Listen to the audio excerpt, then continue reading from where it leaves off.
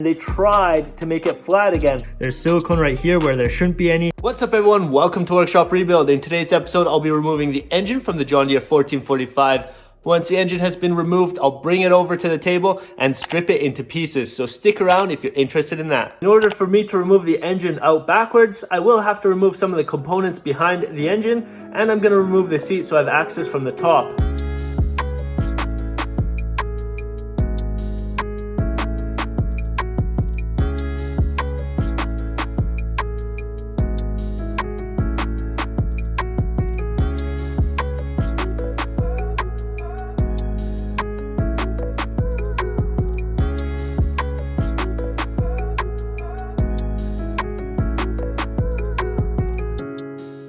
I managed to remove a lot of parts towards the rear of the John Deere 1445. Now the engine is finally exposed, and we'll have a good look at everything on this side as well as the rear axle before I go ahead and remove the engine. This right here is the rear end of the John Deere 1445. The rear axle is exposed as well as the rear of this engine. Now looking at the rear axle, first of all, this is a four-wheel drive version, and that's why we have a drive shaft coming in. The rear end is much more beefy than a two-wheel drive version, and it also distributes power to both wheels. Now, this is also a rear steering machine, and that's why we have our steering cylinder right above the axle. To access any of these components right here, or even to check your oil through that filler cap right there, it's really not that easy to get to. You almost have to remove most of these components that I did just now. So that's not really a good design, but then again, I can service everything right now with all of this removed. On the engine, you will notice the cooling fan, it's still in great condition, and I'm gonna remove that right away. So once I remove the engine, I don't damage that fan because that could be pretty pricey. Now there are some components to the right that I have to remove, like the exhaust. Maybe I'll take off the alternator if that comes in the way, and some components to the left. I see some wiring right away. I have to remove the wires going to the engine, so I will be doing that very soon. And then the last thing I do have to remove is the coupling towards the flywheel, which is on the front of this engine.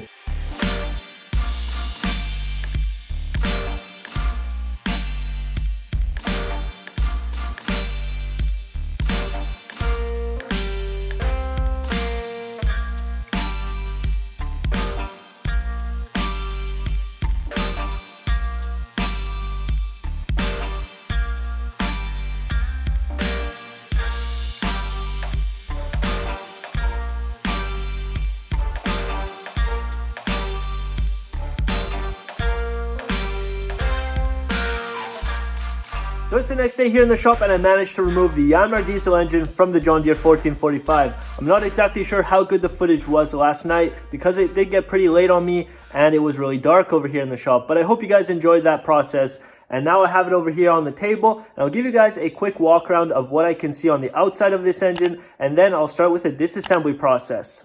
So let's have a closer look at this Yanmar 3TNV82A engine. This engine is specifically assembled for John Deere so they can just take it and place it within their machines. Even though this Yanmar diesel engine came out of the John Deere 1445, the base engine itself can be found in other equipment like excavators, smaller skid steers, or even some other smaller equipment. So right here we'll have our valve cover underneath of this. We have a rocker arm because this engine does have push rods. Now down below you'll see this part of the engine is our cylinder head that runs from left to right all the way through. Since this is a 3-cylinder engine, we have 3 ports for our exhaust, and this is the exhaust manifold. Right here, we'll have our exhaust hooked up going out back. Now this right here is our starter. The starter motor is on this side of the plate, but it is bolted down on this side. And as you can see, the starter gear is right here. We'll have a good look at that. Still looks like it's in good condition. The next up, we have our flywheel, and this right here is our ring gear. Now on this flywheel specifically, since it has a coupling, it has this special plate. As you can see, there are a couple bolts around the perimeter, and there are 3 bolts going to a coupling, and that coupling has 3 bolts going to the drive shaft, which then hooks up to the hydraulic motor. So this plate right here is special or specific to this John Deere. This plate as well, you might have a different plate that hooks up to different engine mounts, and this plate is specific for the John Deere 1445 as well. Now when we look further down, you'll notice there was another plate down here hooked up to the engine block. So this right here is the engine block. It runs from this point all the way down to this point right here. This engine has an aluminum pan extension. So this right here is an aluminum pan extension that bolts to the engine block, and then the oil pan bolts to the extension to the engine block. Now on this side of the engine, you'll see we have our pulley. Right here, I removed the alternator already. So right here, we have our water pump, and the pulley goes to the alternator and then down to our crankshaft. This right here is the crankshaft, and this right here, or this bigger piece that you can see from the side, is the timing cover. I will be removing all this, so if you guys are interested to see how the internals look like, stick around until later in this video. So on this side of the valve cover, you will see an intake manifold. That's this right here. I close it off so no debris goes in there. We have 3 glow plugs. We have one right here. And on this point right here, we had our positive lead hooked up, and this will transfer 12 volts to the other 2 glow plugs down below. I don't know if you can see them. So there's one right here, one right there, and one right there. The other lines, or the hard lines that you can see right here, lead to the injectors. So we have 3 injectors, 1, 2, and 3, and those hard lines come down to the injection pump. This right here is the injection pump, and it looks very similar to the last Yanmar diesel engine I rebuilt, or at least the setup of this. So the injection pump is right here, and the injection pump gear is right here behind this little square plate. So right there, you'll have access to your injection pump gear in case your timing is off.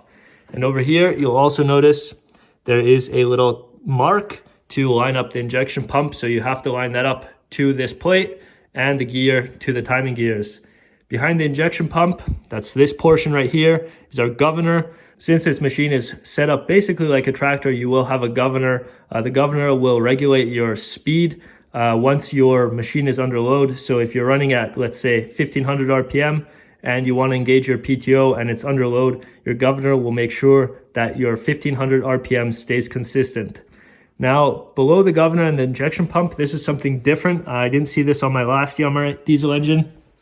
There's another component right here.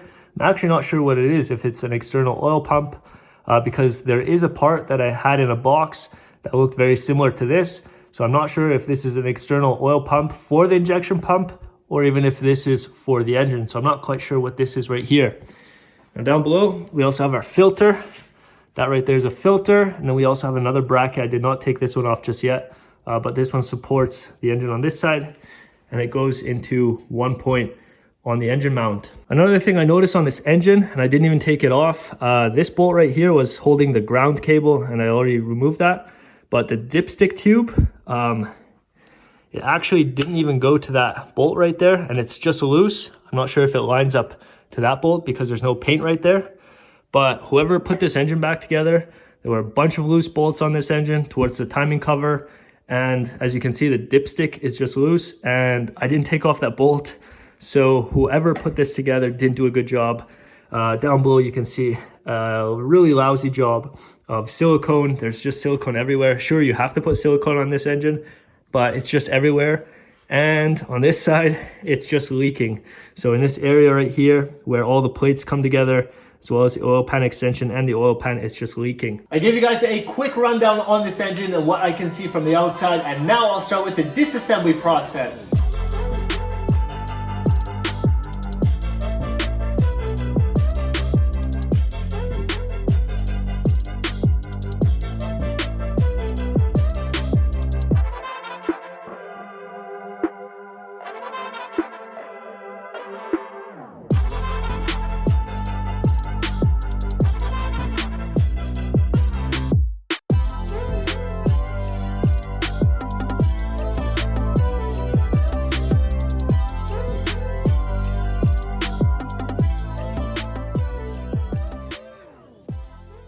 As I'm dismantling this engine right here, I'm trying to figure out what the previous owners did as they assembled it, because I found some weird things. Have a look at this intake manifold. Who puts silicone on an intake manifold to your engine block? That's a no-go, and especially over here, there is a metal gasket, and whoever put that on put silicone on both sides of that gasket. So that's a no-go, and if you guys ever seen something like that, drop a comment down below. That's basically what I'm dealing with here. We'll see how the rest of the disassembly goes, so let's get right back to it.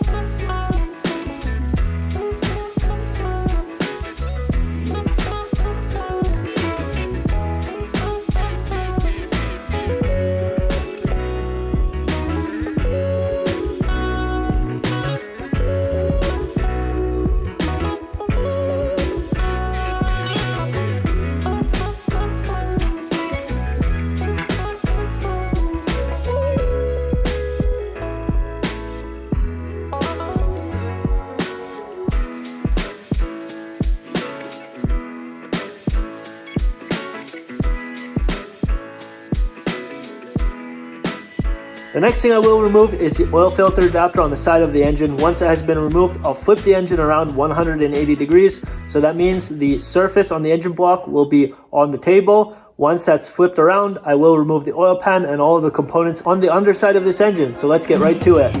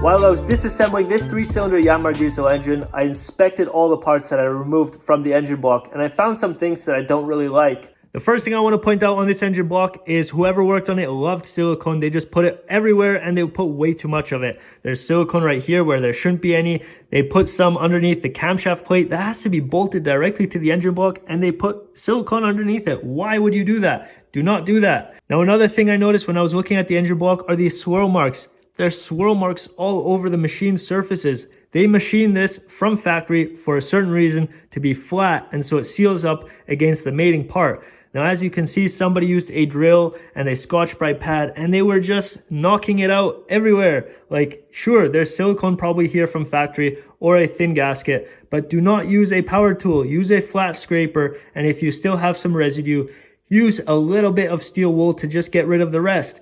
They also did the same thing to the oil pan extension surface underneath of the engine block and to the oil filter adapter surface. So they basically cleaned up every machine surface on this engine block with a power tool and a Scotch-Brite pad or something in that manner. I do not recommend you doing this at home because your surfaces will become uneven and you will have an issue once it comes to sealing off your engine or your engine block. But right now, I think it's a good time for me to clean up all the parts that I disassembled from this engine. I have parts all over the shop and I'm actually running out of table space. So once I have all the parts cleaned up, I'll bring you guys back for an assessment video. You guys really enjoyed that video last time where I had a good look at the John Deere 855 parts and I tried to figure out the issue or the failure of that engine. You guys really engaged through that video. You guys dropped a lot of comments and I really appreciate everybody for commenting on that video. So I have a lot of work ahead of me to clean up all these parts, but if you guys enjoyed this video, I'd really appreciate it if you hit the like button down below. If you haven't already, hit that subscribe button down below and turn on your post notifications